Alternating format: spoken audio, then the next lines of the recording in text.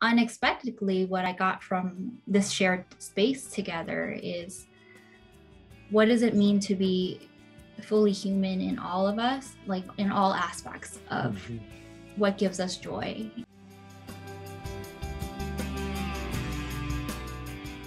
Hello, and welcome to Student Affairs Now. I'm your host, Keith Edwards. So many student affairs professionals are considering leaving the field for so many reasons. Today, I'm joined by three folks who moved away from traditional student affairs roles years ago.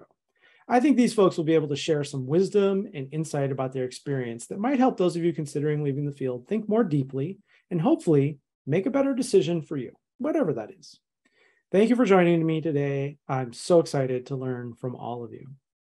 Student Affairs Now is the premier podcast and online learning community for thousands of us who work in, alongside, or adjacent to the field of higher education and student affairs. We release new episodes every week on Wednesdays. Find details about this episode or browse our archives at studentaffairsnow.com. Today's episode is sponsored by Simplicity. A true partner, Simplicity supports all aspects of student life with technology platforms that empower institutions to make data-driven decisions.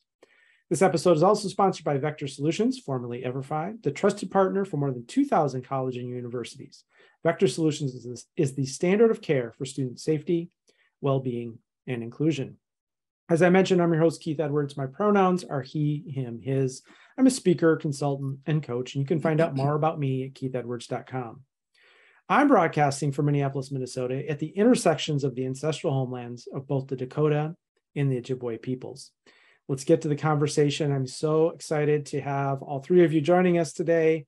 Tell us a little bit about you and your leaving the traditional student affairs journey. And John, we're going to start with you. All right, great. My name is John Garland. I use he, him pronouns. And I left student affairs or higher ed just over 5 years ago. I'm the director of research and student success for the Cobell Scholarship. The Cobell Scholarship is a Native American scholarship. I'm a member of the Choctaw Nation of Oklahoma, and we fund Native scholars across the U.S. who are members of one of the federally recognized tribes. So there are over 500 of those. We have scholars across over 450 campuses in the country, and we fund over $6 million a year in scholarships. And so my role is really more higher ed adjacent in lots of ways. I get to keep all the great parts from student affairs and faculty roles. So I get to do the research I want to do.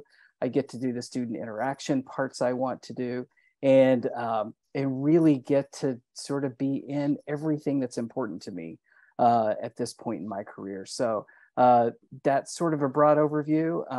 I would also mention that 5 years goes by really quickly.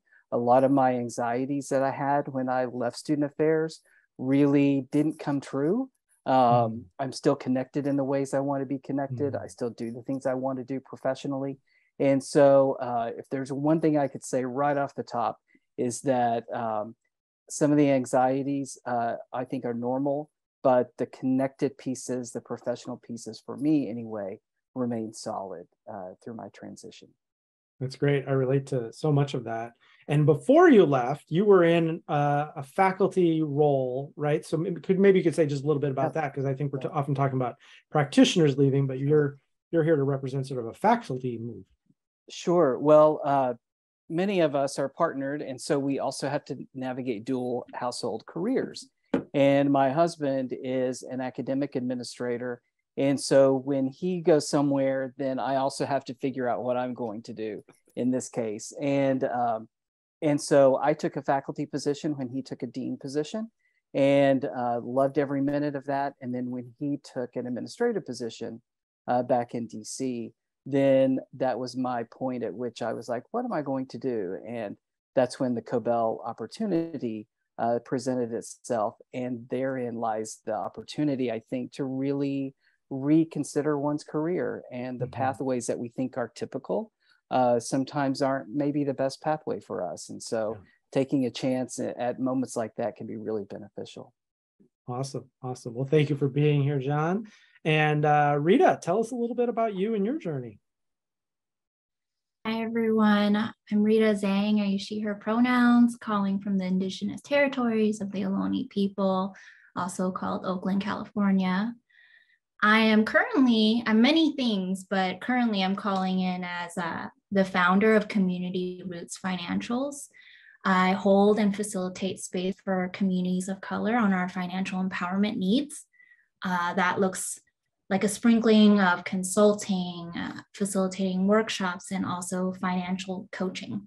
But it's also a lot of creative projects that can come out because I am a solopreneur. I run my own business, and that's probably one of my favorite things right now about leaving student affairs is the freedom that I have to be creative and to craft my life. I have left just under 5 years. It'll be 5 years in January. So time does go by fast, John. And when I was working in student affairs or in traditional higher ed roles, I ran cultural centers and affinity-based programs and really worked with student activists on all of the social justice issues that come up in students' learning journeys. So in many ways, what I do now still feels so familiar to what I've always been doing. But it took me a little bit to find that because, to be real, I left student affairs because I was really burnt out. And I actually just didn't work for 8 months to really move through that burnout.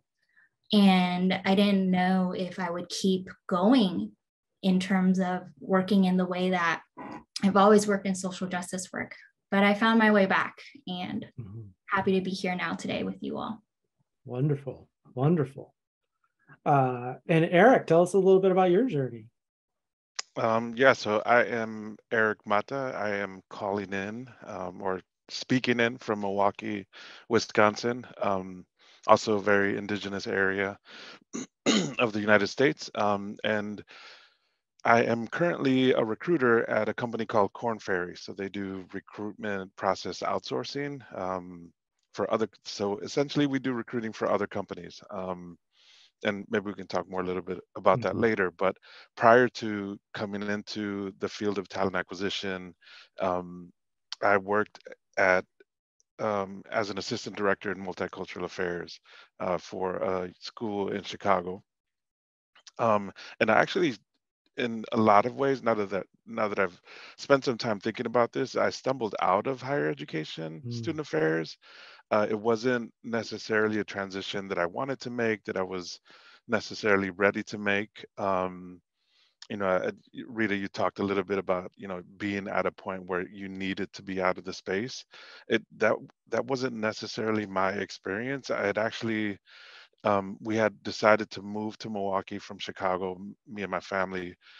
You talked about being partnered and dual careers, and my partner had accepted a job here in Milwaukee, and we made the decision to move. I was able to convince my employer at the time to let me work remote 1 day a week and make the almost 2 hour travel into Chicago for the other 4 days of the week, and eventually got to the point where that was too much. I had applied for some diversity jobs here in Milwaukee, but there are only 3 or 4 major universities here in the city. So the field of diversity education and multicultural affairs is really small.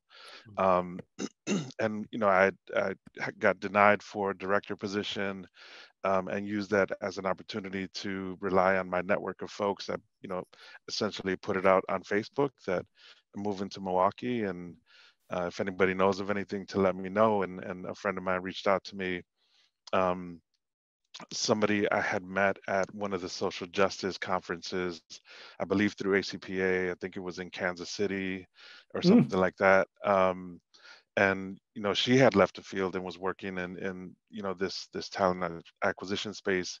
And I used that network to apply for a job. And it was something when I first did it, it was something to do. But I was able to navigate my way into university relations work, which was a really good connection to the work that I had finished doing when I left Chicago. I was really focusing on career readiness for historically underserved, historically prepared folks coming out of college, going into the career space. And I was able to kind of utilize that as a way to find my passion within this particular space. So yeah, so that's a little bit about kind of my And how journey. long? I think you're the senior here. How long did you make that move? I just saw on my Facebook memories yesterday that it was 8 years that I started that new position. I took a couple weeks in between starting. For the first time ever, I had taken a couple weeks off between jobs. But yeah, about 8 years, I believe it was. Well, I left my traditional student affairs role at McAllister College 7 years ago. And I just, when I see those Facebook memories, I'm like, there's no way. But like, there's no way it was 7 years ago. It feels like just a flash. And I think it's part of that is, as Rita pointed out, like what I do is so eclectic and exciting and moving and changing. I often tell people, that first year you're in that new job and you don't know what you're doing. That's how I feel 7 years later, because it is not the same job. And I love that, right? I love the energy of the learning and the growth and some of that. So I'm going to host, and I'm also going to be a little bit of a guest here. I'll try and stay out of the way.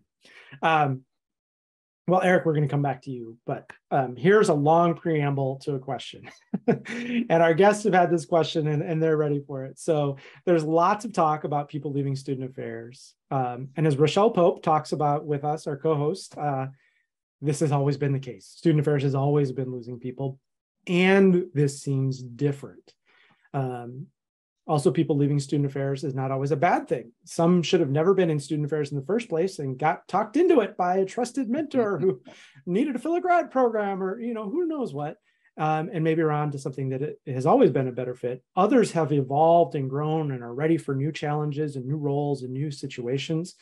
And others really are a great fit for student affairs, and we're losing people who really should remain in the field for them and for the students that they serve.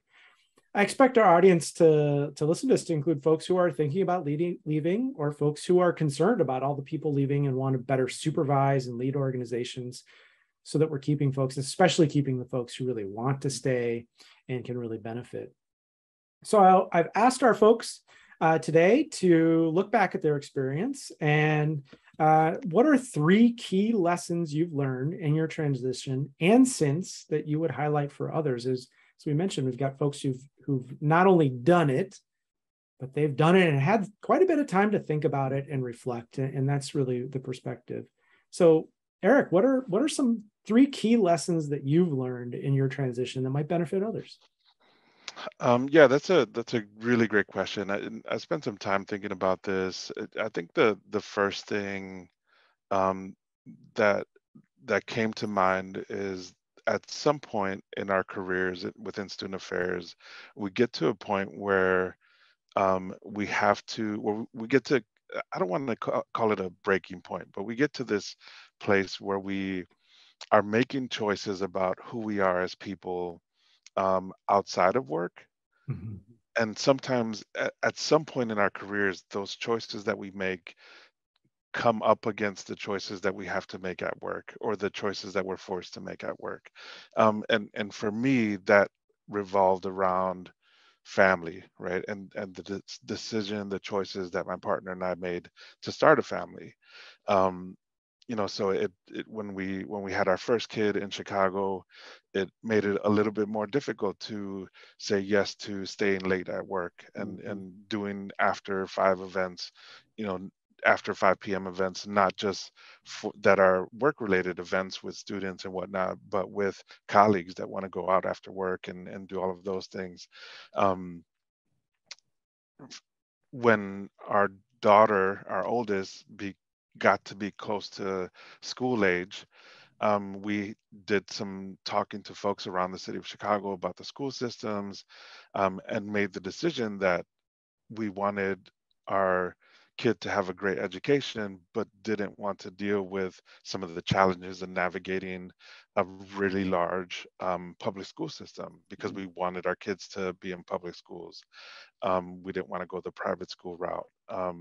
So those types of choices, if we don't pay attention, at least for me, if I didn't pay attention to how those choices I was making were going against some of the things that were happening at work, it would have made it a much more challenging situation for me. For me, the priority at that point became focused inwardly, internally towards myself and my family, as opposed to externally and the people that were around me, the work that I was doing. Still valued all of those things, but at some point, it became important to really decide on, what do I want to focus from here on out, because I have other people that are relying on me. Mm-hmm. You joked earlier, Keith, before we started about some of those financial decisions that you have to make, and so all of those things come into play, and you need to make that decision of where do I go, what do I do now, can I continue on this road, while also considering and navigating when you're in such a small and specialized area within student affairs, like multicultural student success or diversity affairs. It's kind of like being an athlete, right? To use that as an analogy, when you become a pro, there's only so many spots available, right? And at some point, you're either going to be left out of the talent pool for whatever reason. The hierarchy that exists within higher education of, if you don't have a PhD or a doctorate, there's only so far you can go, and more people are getting PhDs and doctorates, so that makes those kind of upper echelon positions even more challenging. And for me, I was at a point where the PhD isn't for me. It's never going to be for me. So anything beyond a director position is probably never going to happen, and a director position may not be in the books for me either, right? So all of those things really kind of came into play, and really, for me, it was about taking the time to think through all of those things, and find a way to become an advocate for myself, right? Like, as student affairs practitioners, a lot of times we're taught or told that we need to be advocates for our students, but rarely along the way are we told that we need to be advocates for ourselves, right? And I think that was an important lesson for me, and something that I've carried into my work in this area, being able to advocate for myself and say, look, I really like what I'm doing here. I think I'm ready for something else. Can I do more, right? And I think that was an important lesson for me. And I think I shared a couple. And I think the last thing, the last lesson was, for me at least, was that we don't have to necessarily look for things outside of student affairs that are adjacent to student affairs.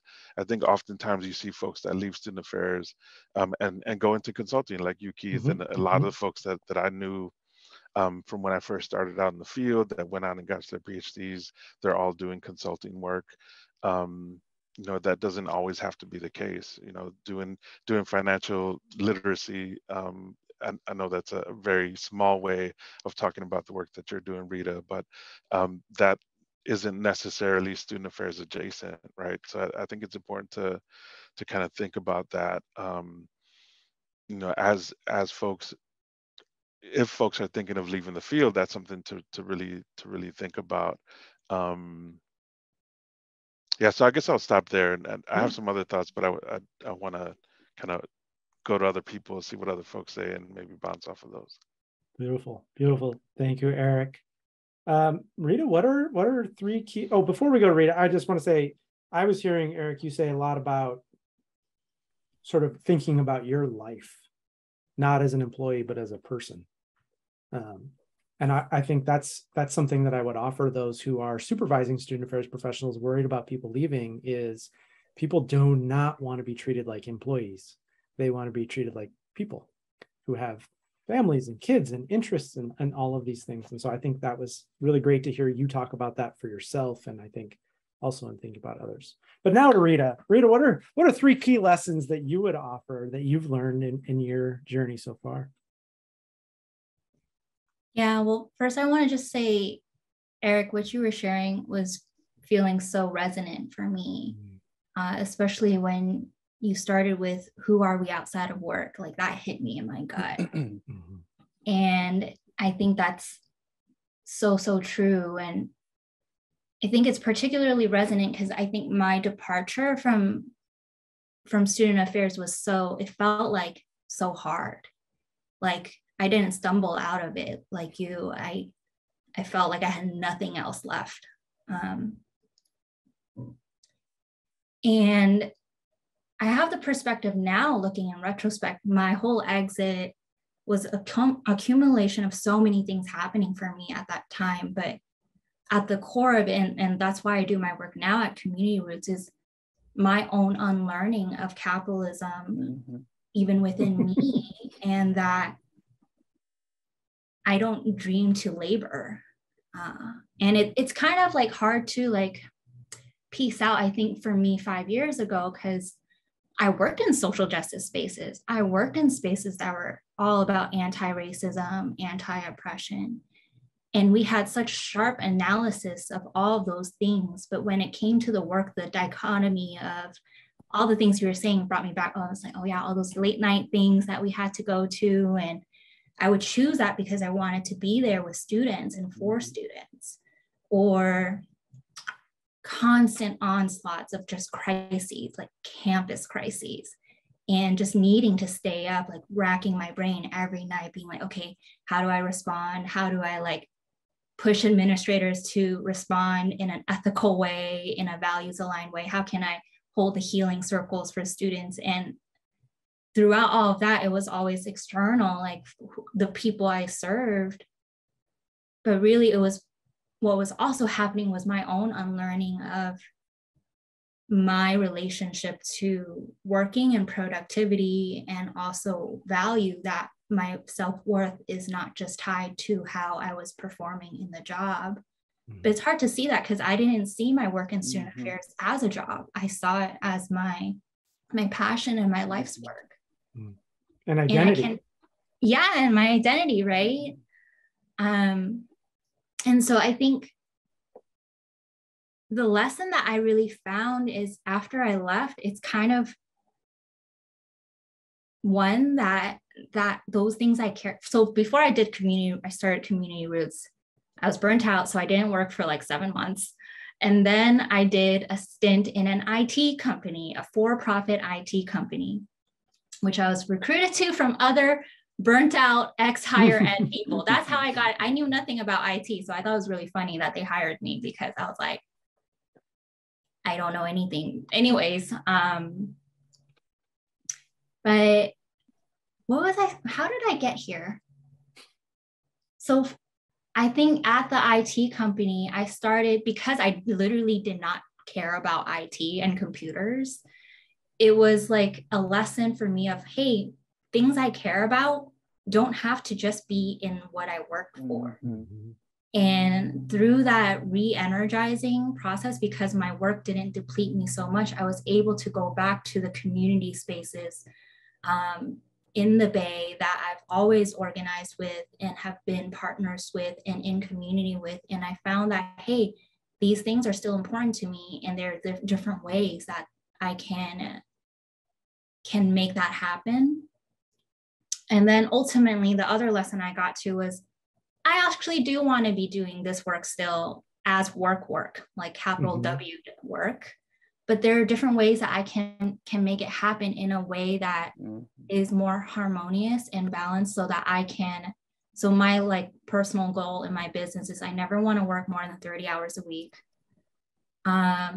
And I'm very selective about who I partner with. And I only partner with people that I feel like reciprocate to me in a way that gives me energy in life, that they share my values, but they also pay me in a way that feels good. And it's so funny, I've never actually had a difficult conversation in regards to payment, because that energy of attraction, people that want to work with me also want to like pay me in a way that feels good to them. And so all of these things have been really magical to find in new configurations, in new ways, but in ways that have always been me. And the last lesson I'll throw in, because we are talking about people that have left, My last lesson is still, I still love education. I miss students. I miss the learning environment. And to me, it's not finite either. I don't think of myself as I've left and I'm forever gone. Like that door is still open for me, but it's more about what are the right conditions that also serve me and my humanity and the way that I want to exist in this world that feels well, like my well-being is important. Yeah.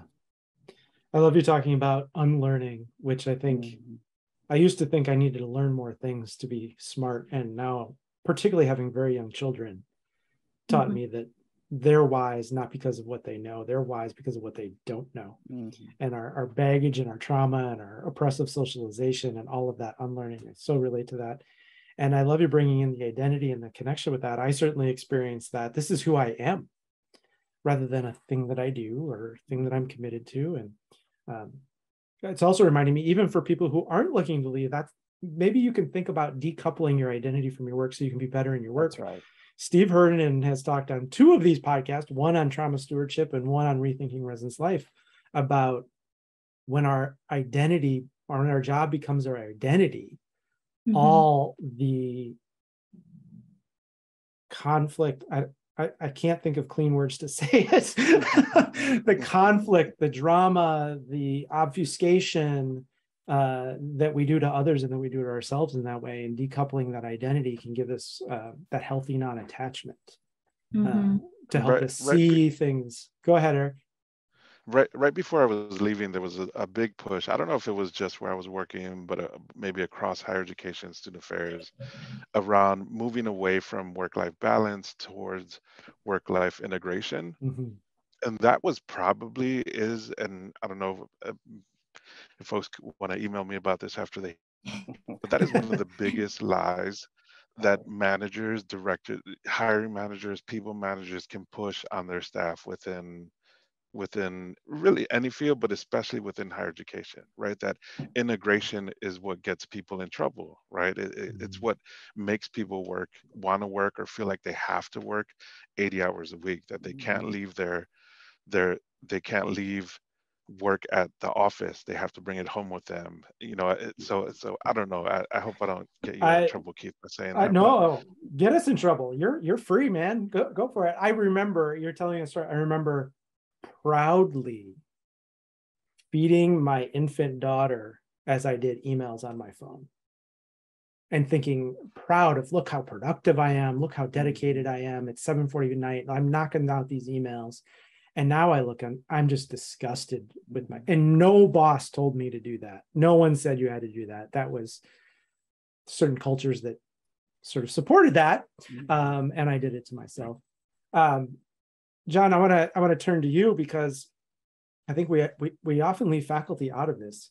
And I have 2 conversations with faculty this week about leaving, both fully tenured.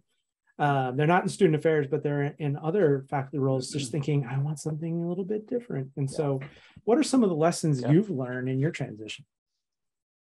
Yeah, I think leaving a faculty tenured position is really a hard thing to do, because you're socialized to not think about doing that. And so so there are lots of barriers to sort of freeing yourself, I think, when you're a faculty member, especially with tenure. I think the other thing that comes with that, when you can extricate yourself from it, you really free yourself to rethink your professional goals. And in my case, whether I was a student affairs administrator or faculty, I was really focused on Indigenous college students and the research surrounding their experience in college.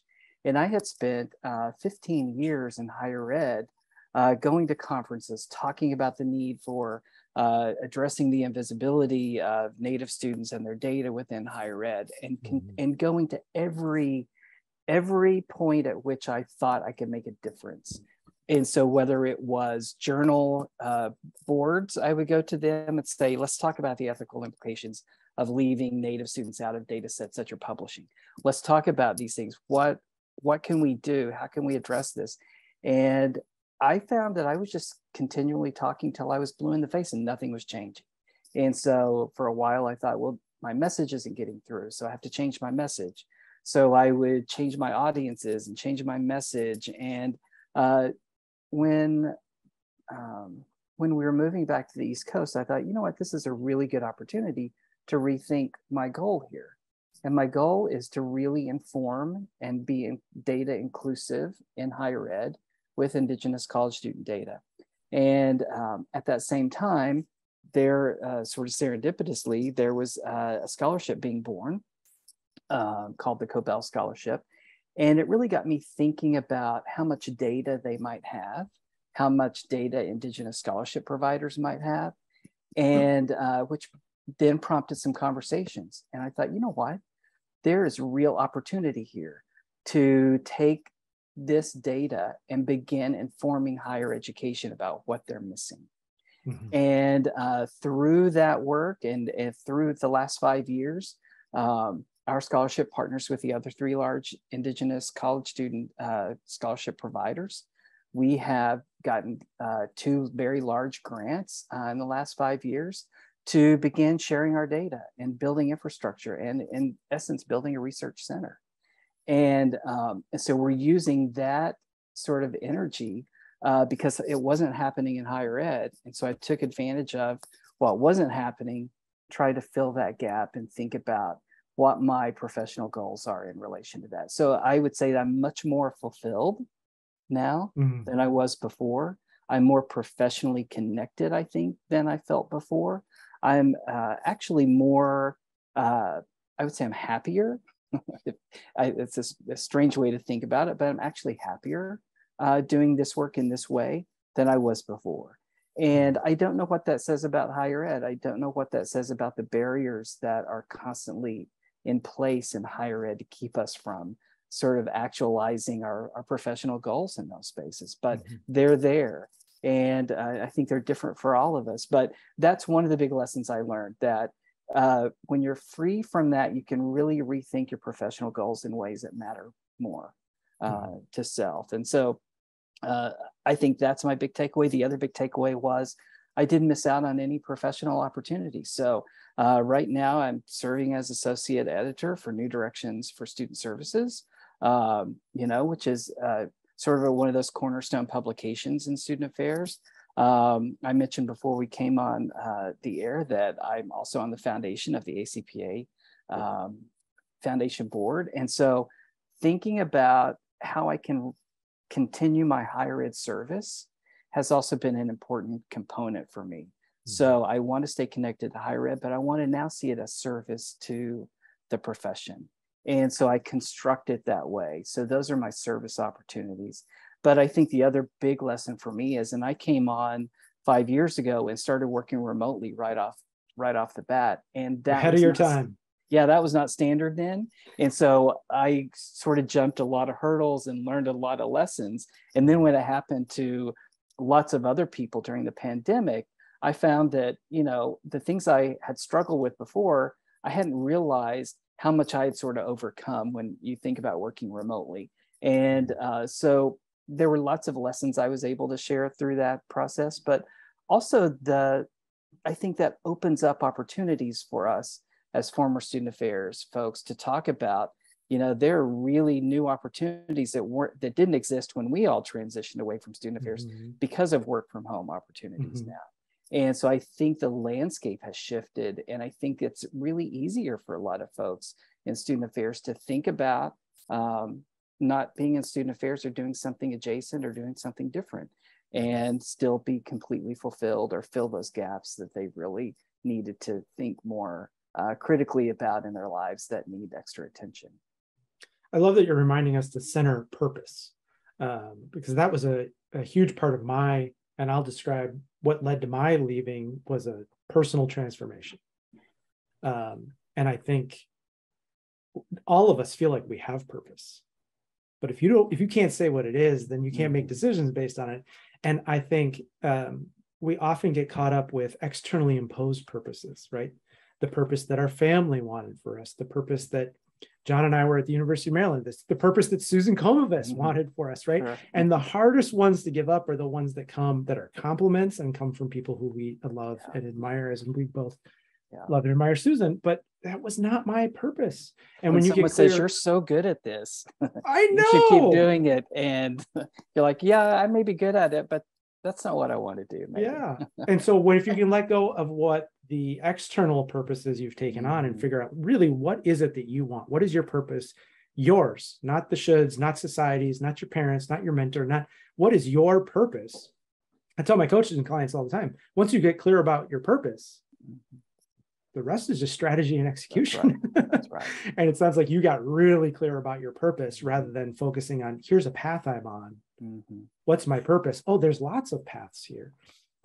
So I think that's really helpful. We've got a little bit of time here, so I want to come to each of you to just add on.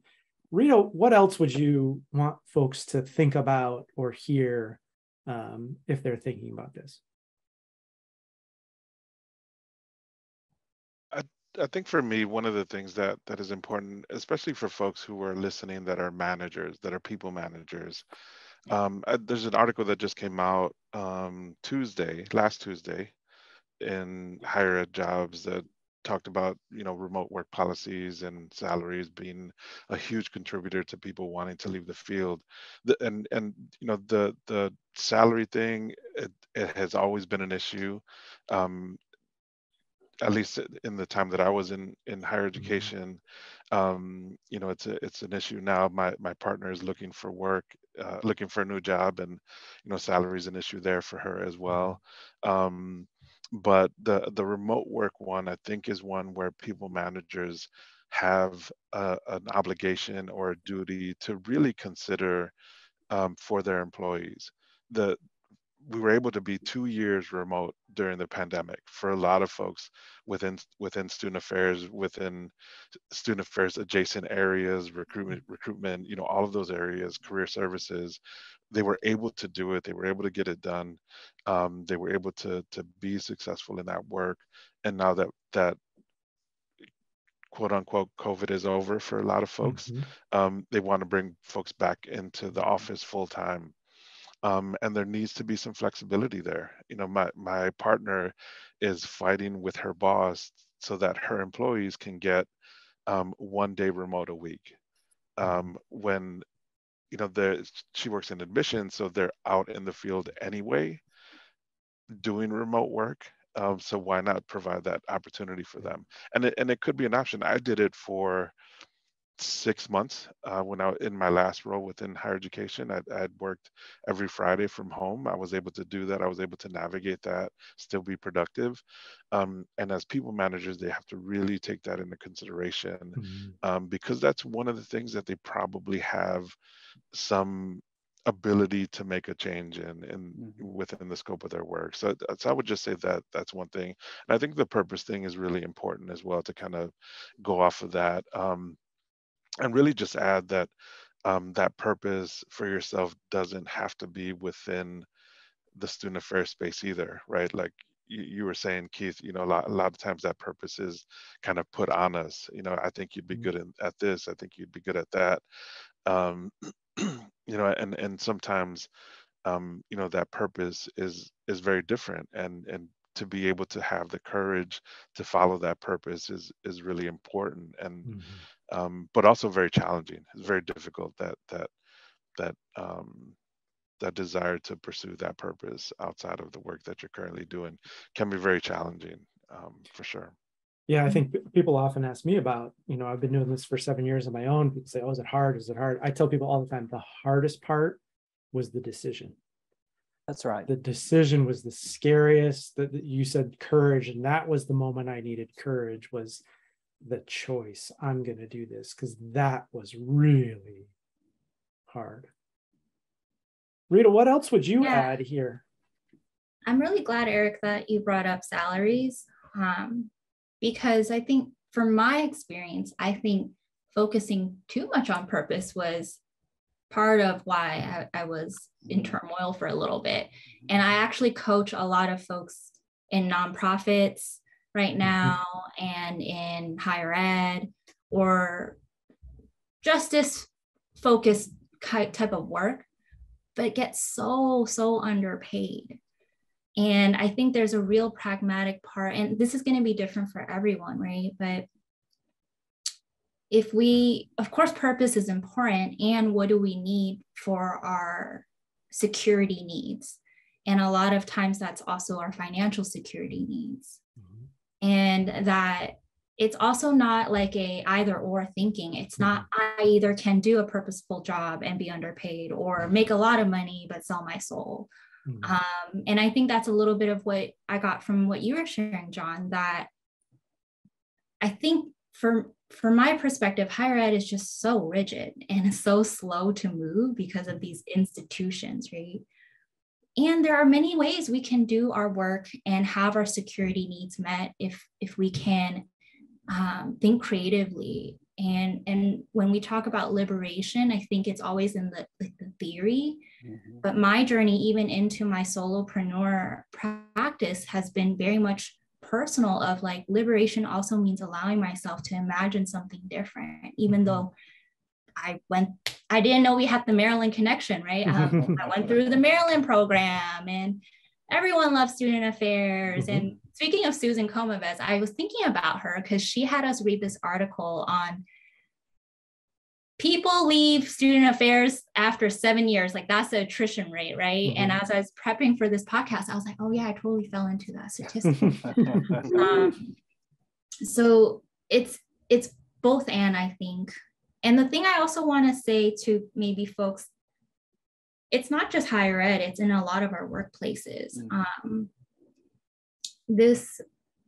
We internalize so much of the capitalistic need to always maximize, always increase our productivity and meet the next milestone. That then is what creates, I think, the dehumanization that makes that integration or that harmony or whatever you want to call it really hard for the actual people working. And I want to suggest this thing.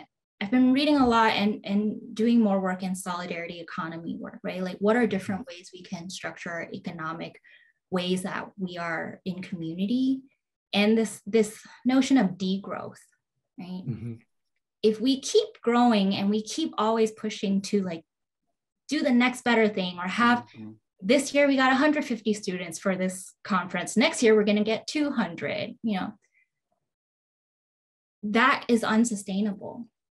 It's unsustainable for ourselves as humans. It's unsustainable for the planet. It's unsustainable for, I think, our society's spiritual needs. And so much of what we're talking about here is purpose is beyond just what we do in work. We have purpose in our families, with our creative selves, with whatever else like we care about. So I really want to suggest that too for folks in decision-making spaces. Like, why people are scared to have people work remote, because maybe that will lower productivity. Or how do I know you're really working? Like, let's try to think differently, because where we're headed is not sustainable, not just in student affairs, it's unsustainable for our world. Well, we're in the deep end. John, where else would you want to take us here? This is fantastic. What else would you want to add here before we move to wrapping up? Yeah, I would just mention that I agree with everything that's been said. I think it's all very salient. The one thing, I have been so fortunate, privileged to have sort of the Maryland connection and all of the wonderful wisdom that's been shared through those networks. But what I would say is, regardless of your network, that it's important to tend that network, to continue those connections, to really reach out to those colleagues who have been meaningful to you and for you throughout your career in higher ed, because those I have found, even over the last 5 years, have been still central to my professional development and my professional, yes. And yeah, they've all become really close friends, lifelong friends in lots of ways. And so those, I think, are the sustaining elements, regardless of where we're working. Those relationships really have been, for me, foundational to again, going back to happiness. I mentioned that word before, but I think that's a critical element. And connecting your happiness to what makes you happy. And I think those networks, for me anyway, have been incredibly important for that. So I also agree with Rita I was just reading an article, I think last week in the New York Times, about this theory of degrowth, or growth is not sustainable, and what does that look like? And I think that's spot on, and I think that's a conversation that we all need to have across fields, and especially in higher ed, because that's really what drives decisions, and that's really what keeps people making decisions for others to come back in the office. And it really underlies, I think, a lot of the dysfunction that we see and that we try to avoid by not working in higher ed. So beautiful. Well, as expected, we are running out of time. So we always like to close. This podcast is called Student Affairs Now. What are you thinking, troubling, or pondering now? Might be related to this conversation, might be something else entirely. And also, folks who might want to connect with you, please let them know where they can connect with you. So, John, what are you pondering now, and how might folks connect with you? I am simply pondering probably what I'm going to have for dinner. And when I worked in higher ed, that wasn't something I would ponder. And so I think that's a really important realization, that I'm more connected to self at this point. And I really try to focus on what that looks like and how to be healthy in that way. People can connect with me by email, john.garland@cobellscholar.org. As I tell my colleagues, I'm a Gen Xer, so I'm more comfortable with email typically. But feel free to email me at any time. I'm happy to be a resource, be just a listener, or share any advice that you might seek. So that's awesome. Thank you. That's very generous. Rita, what are you troubling now, and how might folks connect with you? Just want to express my gratitude for John, Eric, Keith. Unexpectedly, what I got from this shared space together is, what does it mean to be fully human in all of us, like in all aspects of what gives us joy? And it makes sense now that I'm thinking about it. We're on a podcast about folks that left student affairs. So when we are exiting one way in which we have worked, what possibilities does that open up? Whether it's more family time, more connection to community and purpose in different ways. So thank you for that. Y'all can email me at rita@communityrootsfinancials.com. I am a millennial, but I also like emails. There's been some good banter about the generations and our preferred communication, and as we're getting ready for this. Eric Mata, what are you troubling now? You're a troubler, aren't you? I've been known to do that from time to time, for sure. And I guess the one thing that I've been thinking about, kind of, and thinking about, I didn't know anything about the other two podcast mates, John and Rita, before coming in to this, but in the introduction, realized that we all identify as people of color in some to a certain extent. Probably very intentional in your from Keith, which is something that I've always appreciated about you. But it also got me thinking, like, all of these numbers that we see, what do those look like for folks that have been historically marginalized in the field, right? And what can be done? What can we be doing?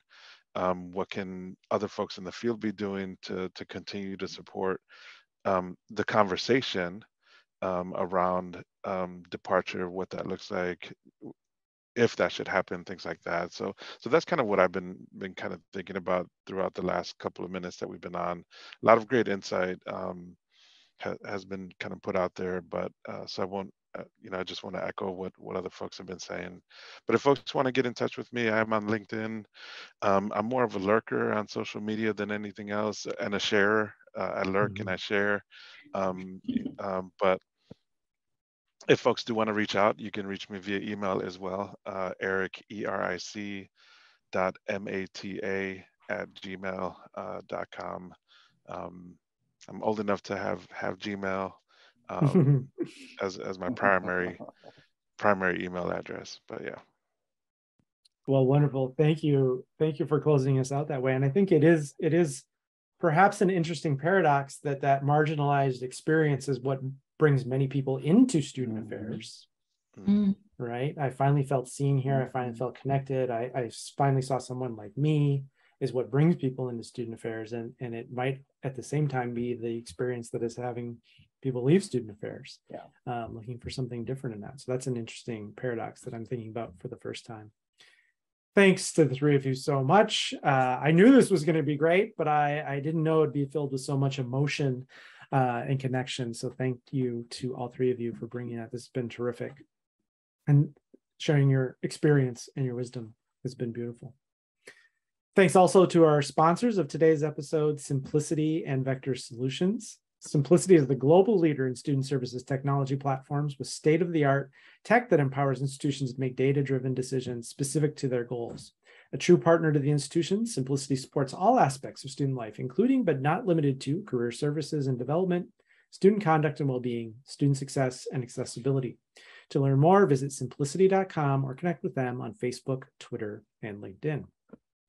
And how will your institution rise to reach today's socially conscious generation? These students report commitment to safety, well-being, and inclusion are as important as academic rigor when selecting a college. It's time to reimagine the work of student affairs as an investment, not an expense. For over 20 years, Vector Solutions, which now includes the Campus Prevention Network, formerly Everfi, has been the partner of choice for more than 2,000 colleges and universities and national organizations. With 9 efficacy studies behind their courses, you can trust and have full confidence that you're using the standard of care for student safety, well-being, and inclusion. Transform the future of your institution and the community you serve. Learn more at vectorsolutions.com/studentaffairsnow. Huge shout out to Nat Ambrosi, who is our producer, formerly our production assistant. We've promoted her to producer because she does all the work to make us look and sound good behind the scenes. Thank you, Nat. And if you're listening today and not already receiving our weekly newsletter, please visit our website at studentaffairsnow.com. Scroll to the bottom of the homepage to add your email to the MailChimp list. While you're there, check out the archives. I'm Keith Edwards. Thanks again to the fabulous guests today and to everyone who's watching and listening. Make it a great week. Thank you all.